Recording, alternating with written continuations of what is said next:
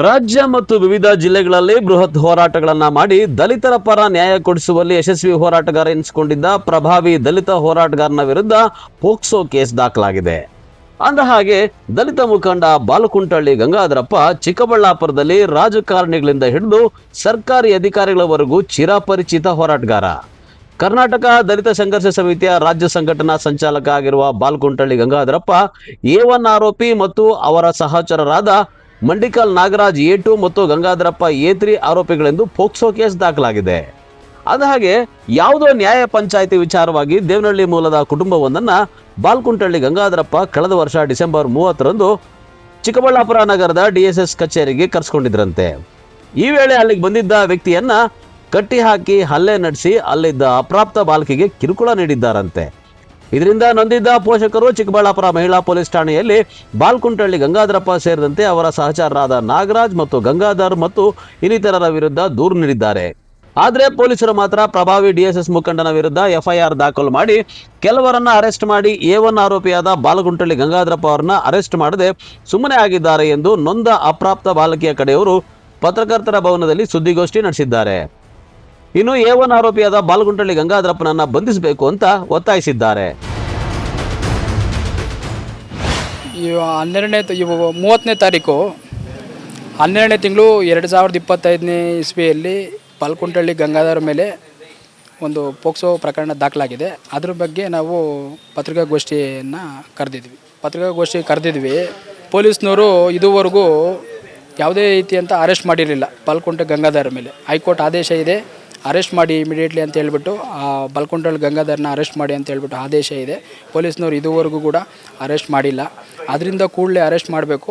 ಕಾನೂನು ರೀತಿ ಎಲ್ಲರಿಗೂ ಮಾನ್ಯ ಉಚ್ಚ ನ್ಯಾಯಾಲಯ ಒಂದು ಆದೇಶ ಮಾಡಿರೋದ್ರಿಂದ ಕಾನೂನು ರೀತಿ ಎಲ್ಲರಿಗೂ ಕ್ರಮ ಜರುಗಿಸಬೇಕು ಅಂತೇಳಿ ಒತ್ತಾಯ ಮಾಡ್ತಾಯಿದ್ದೀವಿ ಸರ್. ಏನು ವಿಷಯ ಸಮಸ್ಯೆ ಅವರು ಬಾಲಕುಂಟಳ್ಳಿ ಗಂಗಾಧರ ಅನ್ನೋರು ಯಾರು ಅಂತಲೇ ನಮಗೆ ಗೊತ್ತಿಲ್ಲ. ನಮ್ಮನ್ನು ಫೋನ್ ಮಾಡಿಬಿಟ್ಟು ನಿನ್ನ ಜೊತೆ ಮಾತಾಡಬೇಕು ಬಾ ಅಂತ ಕರೆದ್ರು. ಆಫೀಸ್ಗೆ ಹೋದಾಗ ನಾವು 11ನೇ ತಾರೀಕಿಂದನೇ ಅವರು ಫೋನ್ ಸ್ಟಾರ್ಟ್ ಮಾಡಿದರು. ನಾವು ಹೋಗಿದ್ದು 11ನೇ ತಾರೀಕು ಹೋಗಿರಲಿಲ್ಲ, 12ನೇ ತಾರೀಕು ಹೋಗಿದ್ವಿ. ಅಲ್ಲಿ ನಾನು ನಮ್ಮ ಪಾಪಗೂ ನಮ್ಮ ಮಿಸ್ಸಸ್ ಅವರು ತಮ್ಮನ ಮಗನಿಗೆ ಮಗು ಆಗಿತ್ತು. ಆ ಪಾಪನ ನೋಡ್ಕೊಂಬರೋಣ ಅಂತ ಉದ್ದೇಶದಿಂದ ನಾನು ನನ್ನ ಮಗಳು ಇಬ್ಬರೂ ಹೋಗ್ತಾಯಿದ್ವಿ. ಫೋನ್ ಮಾಡಿದಾಗ ನಾವು ಚಿಕ್ಕಬಳ್ಳಾಪುರಕ್ಕೆ ಬಂದ್ವಿ. ಎಲ್ಲಿಗೆ ಬರಬೇಕು ಏನಾಯ್ತು ಅವರೇ ಹೇಳಿದರು.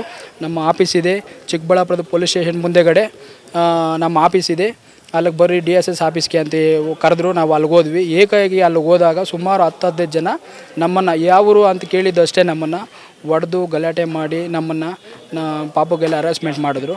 ಆಮೇಲೆ ನಾವು ಹೋಗ್ಬಿಟ್ಟು ಪೊಲೀಸ್ ಸ್ಟೇಷನಲ್ಲೆಲ್ಲ ಕಂಪ್ಲೇಂಟ್ ಕೊಟ್ಟರು ಕೂಡ ಅವರು ಯಾವುದೇ ರೀತಿ ಅಂತ ಆಕ್ಷನ್ ತಗೊಂಡಿರಲಿಲ್ಲ. ಆಮೇಲೆ ನಾವು ಡೈರೆಕ್ಟಾಗಿ ಕೋರ್ಟಲ್ಲೇ ಹೋಗಿ ಹೈಕೋರ್ಟ್ಗೆ ಹೋದ್ವಿ.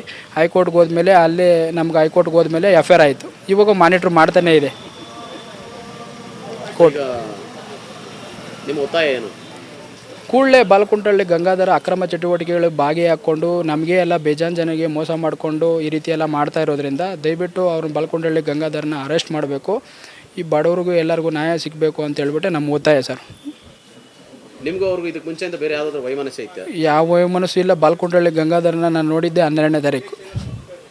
ಅವ್ರಿಗೂ ನಮಗೂ ಯಾವುದೇ ನಮ್ಮದು ಬಂದು ದೇವನಹಳ್ಳಿ ತಾಲೂಕು, ಇವ್ರು ಬಂದು ಚಿಕ್ಕಬಳ್ಳಾಪುರ. ನಮಗೂ ಅವ್ರಿಗೂ ಯಾವುದೇ ರೀತಿಯಂಥ ಕಾಂಟ್ಯಾಕ್ಟು ಇಲ್ಲ, ಯಾವುದೇ ರೀತಿಯಂಥ ಇದು ಇರಲಿಲ್ಲ. ಸುಧಾಕರ್ ಅವರು ರಾಜಕೀಯ ಒತ್ತಡ ಏರ್ಬಿಟ್ಟು ಕಂಪ್ಲೇಂಟ್ ಕೊಟ್ಟಿದ್ದಾರೆ ಅಂತ ಅವ್ರು ಹೇಳಿದ್ದಾರೆ. ರಾಜಕೀಯ ಆಗಿದ್ದರೆ ನಾನು ಹೈಕೋರ್ಟ್ ಗಂಟ ಹೋಗೋ ಅವಶ್ಯಕತೆ ಏನಿತ್ತು ಸರ್? ನಾನು 30ನೇ ತಾರೀಕು 12ನೇ ತಿಂಗಳು ಹೈಕೋರ್ಟ್ ಆದೇಶ ಮಾಡಿದೆ. ಹೈಕೋರ್ಟ್ ಆದೇಶ ಮಾಡಿದ ಮೇಲೇ ಅವರು FIR ಮಾಡಿದ್ದೆ ಹೊರತು ಪೊಲೀಸ್ನವರು ನಾವು ಕಂಪ್ಲೇಂಟ್ ಕೊಟ್ಟು 15 ದಿವಸ ಆಗಿದ್ರು ಕೂಡ ನಮ್ಮ ಕಂಪ್ಲೇಂಟ್ ಎತ್ತು ಬಿಸಾಕಿದ್ರು. ಕಂಪ್ಲೇಂಟ್ ಕೊಟ್ಟಿದ್ವಿ. ಅವ್ರ ಹೆಸರುಗಳು ನನಗೆ 3 ಜನ ಹೆಸರುಗಳು ಮಾತ್ರ ನನಗೆ ಗೊತ್ತಿತ್ತು. ನಾನು 3 ಜನ ಹೆಸರುಗಳು ಕೊಟ್ಟಿದ್ದೆ. ಆಮೇಲೆ ಪೊಲೀಸ್ನವರು ಎಂಕ್ವೈರಿ ಮಾಡಿಕೊಂಡು ಯಾರ್ಯಾರು ಬಂದಿದ್ರು ಯಾರಿಲ್ಲ ಅಂತ ಹೇಳ್ಬಿಟ್ಟು ಎಂಕ್ವೈರಿ ಮಾಡಿಕೊಂಡು ಹೆಸರುಗಳನ್ನ ಅವರು ಇನ್ವೆಸ್ಟಿಗೇಷನ್ ಮಾಡ್ತವ್ರೆ. ಅದರಲ್ಲಿ ಇಬ್ಬರನ್ನ ನನಗೆ ಗೊತ್ತಿಲ್ಲದೆ ಇರೋ ಹೆಸರುಗಳನ್ನ ನಾಗೇಶ ಮತ್ತು ಮುನ್ರಾಜ ಅನ್ನೋರನ್ನ ಅರೆಸ್ಟ್ ಮಾಡಿದ್ದಾರೆ. ಟೋಟಲ್ ಈ ಪ್ರಕರಣದಲ್ಲಿ 4 ಜನ ಅರೆಸ್ಟ್ ಮಾಡಿದ್ದಾರೆ. ಇನ್ನು ಬಾಲಕುಂಟಳ್ಳಿ ಗಂಗಾಧರ ಅನ್ನೋರು ತಪ್ಪಿಸ್ಕೊಂಡಿದ್ದಾರೆ. ಇನ್ನು ಇನ್ವೆಸ್ಟಿಗೇಷನ್ ಮಾಡ್ತಾಯಿದ್ದಾರೆ ಸರ್. ನಮ್ಮ ಪಾಪುನ ನನ್ನೆಲ್ಲ ಕಟ್ಟಾಕ್ಬಿಟ್ಟು ನನ್ನ ಕೈಗಳನ್ನೆಲ್ಲ ಹಿಂದೆಗಡೆ ಸುಮಾರು ಜನ ಬಂದು ಹಿಡ್ಕೊಂಡು ಈ ರೀತಿ ಎಲ್ಲ ಚೇರ್ ಮೇಲೆಲ್ಲ ಕುಂಡ್ರಿಸ್ಬಿಟ್ಟು ನನ್ನ ಕಟ್ಟಾಕ್ಬಿಟ್ಟು ಪಾಪುನ ಬಟ್ಟೆ ಎಲ್ಲ ಈ ರೀತಿ ಹರಿದು ಈ ರೀತಿ ಎಲ್ಲ ಹರಾಸ್ಮೆಂಟ್ ಮಾಡಿದ್ದಾರೆ ಅಂತ ನಾವು ಕೊಟ್ಟಿದ್ದೀವಿ ಸರ್. DSS ಆಫೀಸು ಅವನ ಕಚೇರಿ ಮಾಮೂಲಿ DSF Chikkaballapura civil bus stand ಮುಂದೆಗಡೆ ಪೊಲೀಸ್ ಸ್ಟೇಷನ್ನು ಚಿಕ್ಕಬಳ್ಳಾಪುರ ಗ್ರಾಮಾಂತರ ಪೊಲೀಸ್ ಸ್ಟೇಷನ್ ಮುಂದೆಗಡೆ DSS ಕಚೇರಿ ಇದೆ. ಆ ಕಚೇರಿ ಒಳಗೆ ಸರ್ ಈ ರೀತಿ ಘಟನೆ ಎಲ್ಲ ನಡೆದಿದ್ದು.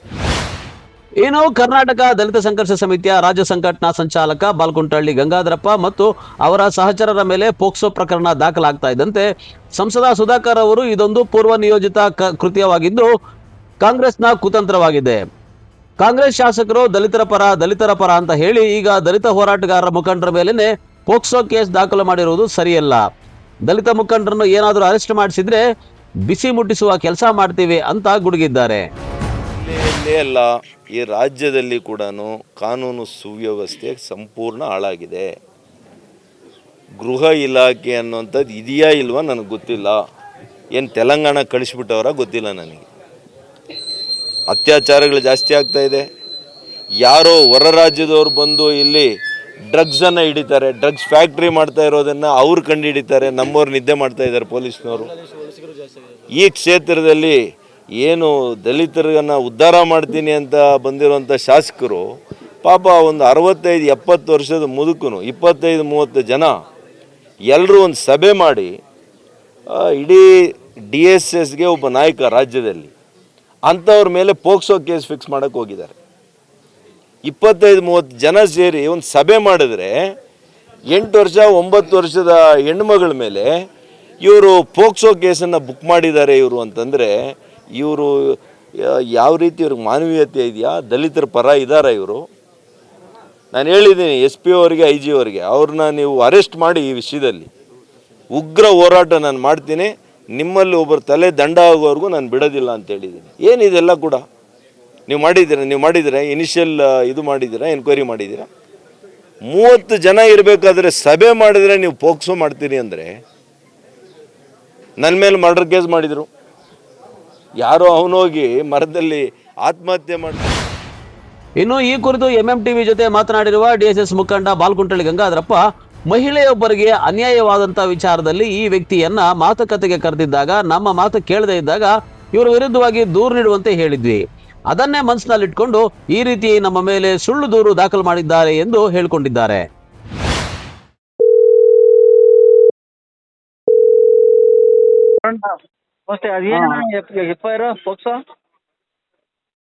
ಅದ್ಯಾವುದೋ ನ್ಯಾಯ ಮಾಡಿದ್ವಿ. ಆ ನ್ಯಾಯಕ್ಕೆ ಅವನು ನಮ್ಮ ಮಾತು ಕೇಳಿಲ್ಲ. ಅದಕ್ಕೆ ನಾವೇನು ಮಾಡಿದ್ವಿ, ಒಂದು ಕಂಪ್ಲೇಂಟ್ ಕೊಡಮ್ಮ ನೀನು, ನಮ್ಮ ಮಾತು ಕೇಳಲ್ಲ ಅಂತ ಹೇಳಿ ಕಳಿಸ್ಬಿಟ್ವಿ. ಅದಕ್ಕೆ ಕಂಪ್ಲೇಂಟ್ಗೆ ಕೊಡು ಅಂತ ಹೇಳ್ಬಿಟ್ಟು ನನ್ನ ಮೇಲೆ ಇದು ಮಾಡಿದ್ದಾನೆ ಅಂತ ಹೇಳ್ಬಿಟ್ಟು ಅವನು ಆ ಥರ ಮಾಡಿದ್ದಾನೆ. ನಾವು ಅದನ್ನ ನೋಡೇ ಇಲ್ಲ, ಏನೂ ಇಲ್ಲ. ಹಾಂ, ಮುಟ್ಟಿದ್ದಾರೆ ಈ ತರ ಅದೆಲ್ಲ ಮಾಡಿದ್ದಾರೆ. ನಾವು ನೋಡೇ ಇಲ್ಲ. ಅವ್ರು 3 ಜನ ಬಂದಿದ್ರು, ಅವ್ನು ಕರ್ಕೊಂಬಂದು ನಮ್ಮ ಲೀಡರ್ಸ್, ದೊಡ್ಡಬಳ್ಳಾಪುರ ಲೀಡರ್ಸು. ಅವನು ನಾಗರಾಜು ಮತ್ತೆ ಪುರುಷೋತ್ತಮ್ ಗೌಡ ಅಂತ ಯಾರು ಈ ರಕ್ಷಣಾ ವೇದಿಕೆ ಅವರು ಕರೆದು ಹೋಗಿದ್ರಂತೆ. ನಮಗೆ ಹಿಂಗೆ ಹೇಳ್ಬಿಟ್ಟು ಕರ್ಕೊಂಡೋಗಿ ಅದು ನ್ಯಾಯ ನಾವು ತಾನೇ ಎಲ್ಲ ನಮ್ಮ ಮುಂದೆ ತಾನೇ ಮಾಡಿದ್ದು, ಹಿಂಗೆಲ್ಲ ಮಾಡಿದ್ರೆ ನಮ್ಗೆ ಮರ್ಯಾದೆ ಇರುತ್ತೆ ನಾಳೆ ಅಂತ ಬೈದ್ರಂತೆ. ಆಯ್ತಣ್ಣ ಮಾತಾಡ್ರಿ ನೀವಂತ ಹೇಳಿದಂತೆ ಕರೆಸಿ ಮಾತಾಡೋಣ ಬಾಣ ಅಂದರು.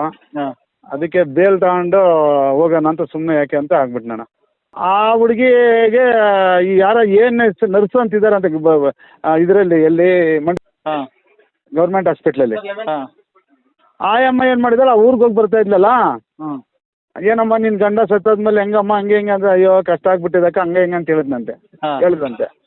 ಅಕ್ಕ ನನಗೆ ಅದಕ್ಕೆ ಅಮ್ಮ ನಾನು ಒಬ್ಬನ ಪರಿಚಯ ಮಾಡ್ಕೊಡ್ತೀನಿ, ಅದನ್ನ ಎಲ್ರಿಗೂ ಕೆಲಸ ಕೊಡಿಸ್ತಾನೆ, ನಿನಗೂ ಕೆಲಸ ಕೊಡಿಸ್ತಾನೆ, ನಾನೇನು ಕೇಳಿದ್ರೆ ಅದು ಮಾತಾಡು ಅಂತ ಹೇಳಿದ್ರಂತೆ. ಅದ ಪರಿಚಯ ಮಾಡ್ಕೊಂಡು ಏನು ಮಾಡಿದ್ದಾನೆ, ಆ ಅಮ್ಮ 3 ಲಕ್ಷ ಕೊಡು ಕೆಲಸ ಕೊಡಿಸ್ತೀನಿ DSS ಅಂತ ಹೇಳಿದ್ನಂತೆ. ಅದಕ್ಕೆ ಆ ಹುಡುಗಿ 1 ಲಕ್ಷ ಅಡ್ವಾನ್ಸ್ ಕೊಟ್ಟಿದ್ದಾಳೆ. ಅವನು ವಾರ 15 ದಿನ 1 ತಿಂಗಳಾದರೂ ಮಾಡಿಕೊಟ್ಟಿಲ್ಲ. ಕಾಸು ಕೇಳಿದಾಗ ಕರೆದಿದ್ದಾನೆ, ಆಯ್ತು ಬಾಮ್ಮ ಮಾತಾಡ್ತೀನಿ ಅಂತ ಕರೆದ್ಬಿಟ್ಟು ಆ ಹುಡುಗಿಗೆ ಸ್ವಲ್ಪ ಹಂಗೆ ಹಿಂಗೆ ಅಂತ ಮಾತಾಡಿದ್ದಾನೆ. ಆ ಹುಡುಗಿ ಹಂಗೆಲ್ಲ ಇದು ಮಾಡಬಾರ್ದಣ್ಣ ಹಂಗೆ ಹಿಂಗೆ ಅಂತ ಹೇಳಿದ್ದಾಳೆ. ಆಮೇಲೆ ಅದನ್ನೊಂದು ರೆಕಾರ್ಡ್ ಮಾಡ್ಕೊಂಡು ವಿಡಿಯೋ ಮಾಡ್ಕೊಂಡು ಇದೇನೇ ಅವನು ಅದು ಬ್ಲಾಕ್ ಮೇಲ್ ಮಾಡಿ ಅವಳನ್ನ 1-2 ವರ್ಷ ಉಪಯೋಗಿಸ್ಕೊಂಡಿದ್ದಾನೆ. ಆ ವಿಚಾರ ಅವ್ರ ಮಾವವ್ರಿಗೆ ಗೊತ್ತಾಗಿ ಮನೆ ಬಿಡಿಸಿದ್ದಾರೆ, ಇದು ಮಂಡಿಕಲ್ಲಲ್ಲೂ ಬಂದು ಮನೆ ಮಾಡ್ಕೊಂಡಿದ್ದಾಳೆ.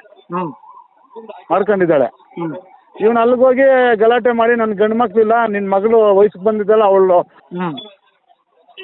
ಅವಳಿಗೆ ನಿರಾಕರಿಸಿ ಬೈದಿದ್ದಾಳೆ, ಅದಕ್ಕೆ ಹೋಗಿ ಹೊಡೆದು ಬಿಟ್ಟಿದ್ದಾನೆ. ಆಮೇಲೆ ಹೋಗಿ ಪೆಲಸಂದಲ್ಲಿ ಕಂಪ್ಲೇಂಟ್ ಕೊಟ್ಟಿದ್ದಾಳೆ, ಮಹಿಳಾ ಸ್ಟೇಷನ್ ಕಂಪ್ಲೇಂಟ್ ಕೊಟ್ಟಿದ್ದಾಳೆ. ಆವಾಗ ನಮ್ಗೆ ಹೇಳಿದ್ರು, ನನಗೆ ಗೊತ್ತಿಲ್ಲ ಆ ವಿಚಾರ.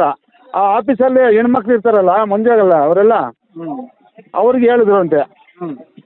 ಅವ್ರೇನು ಮಾಡಿದ್ರು ನನಗೆ ಹೇಳಿದ್ರು, ಅಯ್ಯೋ ನಾನು ಅಂಥವ ಆ ಹುಡುಗಿ ಮುಖ ಏನು ಚೆನ್ನಾಗಿ ಗೊತ್ತಲ್ಲ, ಅವ್ನ ಹೆಂಡತಿ ಅಂದಿದ್ದಕ್ಕೆ ನನಗೆ ಬೇಜಾರಾಗಿ ನಾನು ಬರೋಲ್ಲ ಹೋಗಮ್ಮ ಅಂತ ಹೇಳಿದ್ನೆ.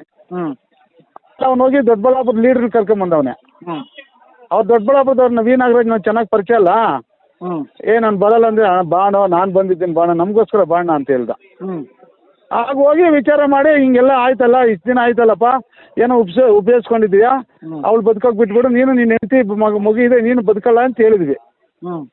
ಇಲ್ಲ ನನಗೆ ಅವಳು ಬೇಕೇ ಬೇಕು ಅಂತ ಹಂಗೆ ಹಿಂಗೆ ಅಂತ ಅಂದ ಅವನು. ಆವಾಗ ಆಯಿತು ಅಮ್ಮ, ಅವ್ನು ಕೇಳ್ತಾ ಇಲ್ಲ, ನೀನು ಹೋಗಿ ನಿನ್ನ ಕೆಲಸ ನೀನು ಮಾಡ್ಕೊಂಬ, ಕಂಪ್ಲೇಂಟ್ ಕೊಟ್ಕೊ ಹೋಗಂತ ನಾವು ಹೊರಟು ಬಂದು ಅಷ್ಟೇ ನಡೆದಿದ್ದು. ನಿಮ್ಮ ಮೇಲೆ ಯಾಕೆ ಕಂಪ್ಲೇಂಟ್ ಕೊಟ್ಟರು? ಅದೇ ನಾನು ಇದು ಹೇಳಿದ್ನಲ್ಲ, ಹೋಗಿ ಕಂಪ್ಲೇಂಟ್ ಕೊಡಂತ ಆ ಹುಡುಗಿಗೆ. ನಿಮ್ಮ ಮೇಲೇನಾ ಅವ್ರ ಮೇಲೇನಾ? ಎಲ್ಲರ ಮೇಲೆ ಕೊಟ್ಟಿದ್ದಾನೆ. ಅಲ್ಲ, ಅದು ಕೊಟ್ಟಿರೋದು ಹುಡುಗಿ ಕೊಟ್ಟಿರೋಂಥದ ಅಥವಾ ಇವ್ರು ಕೊಟ್ಟಿರೋಂಥದ? ಅವ್ನು ಕೊಟ್ಟಿರೋದು. ನನ್ನ ಮಗಳನ್ನ ಕರ್ಕೊಂಡು ಹೋಗಿದ್ನಿ, ಹಿಂಗೆಲ್ಲ ಇದು ಮಾಡಿದ್ದಾರೆ ಅಂತ ಹೇಳ್ಬಿಟ್ಟು ಅವ್ನು ಹೋಗಿ ಕಂಪ್ಲೇಂಟ್ ಕೊಟ್ಟಿರೋದು. ಇಷ್ಟು ನಿಜ. ಆಮೇಲೆ ಅವ್ನು ಹೋಗಿ ಕಂಪ್ಲೇಂಟ್ ನನಗೆ ಗೊತ್ತಿಲ್ಲ, ಆಮೇಲೆ ನನಗೆ ವಿಚಾರ ಗೊತ್ತಾಯ್ತು. ಆಮೇಲೆ ನನಗೆ ಇದು ನೋಡಿದೆ ಅಷ್ಟೇ. ಯಾರ್ಯಾರ ಮೇಲೆ FIR ಆಗಿರೋದಂತಣ್ಣ? ಎಷ್ಟು ಜನ? ಹೌದಾ, ಮೂವರು. ನಿಮ್ಮ ಹೆಸರು ಮತ್ತೆ? ಇನ್ನೊಬ್ಬ ಗಂಗಾಧರ, ನಾಗರಾಜ ಅಂತ ಮಂಡಿಕಲ್ಲು ಹುಡುಗರು. ಸರಿ ಅಣ್ಣ ಆಯ್ತು. ಇನ್ನು ದಲಿತ ಮುಖಂಡರ ಮೇಲೆ ಅಪ್ರಾಪ್ತ ಬಾಲಕಿಗೆ ಲೈಂಗಿಕ ಕಿರುಕುಳ ಆರೋಪದಲ್ಲಿ ದೂರು ದಾಖಲಿಸಿ ನ್ಯಾಯಾಲಯದವರೆಗೂ ಹೋಗಿರೋದು ಒಂದು ಕಡೆ ಆದ್ರೆ, ಅನ್ಯಾಯಕ್ಕೊಳಗಾದ ಮಹಿಳೆ ಪರವಾಗಿ ಮಾತಾಡಿ ನ್ಯಾಯ ಪಂಚಾಯಿತಿ ಮಾಡಿದ್ದಕ್ಕೆ ನನ್ನ ಮೇಲೆ ಕೋಪಕ್ಕೆ ಪೋಕ್ಸೋ ಸುಳ್ಳು ಕೇಸ್ ಹಾಕಿದ್ದಾರೆ ಅಂತ ಮತ್ತೊಂದು ವಾದ ಇದೆ. ಆದ್ರೆ ಇದರಲ್ಲಿ ಯಾರದು ತಪ್ಪೋ ಯಾರದು ಸರಿಯೋ ಅನ್ನೋದನ್ನ ಪೊಲೀಸರ ತನಿಖೆಯಲ್ಲಿ ತಿಳಿಯಬೇಕಾಗಿದೆ. ಕ್ಯಾಮರಾ ಪರ್ಸನ್ ಪ್ರವೀಣ್ ಜೊತೆ ಕಳವಾರ ಅರುಣ್, MMTV ನ್ಯೂಸ್, ಚಿಕ್ಕಬಳ್ಳಾಪುರ.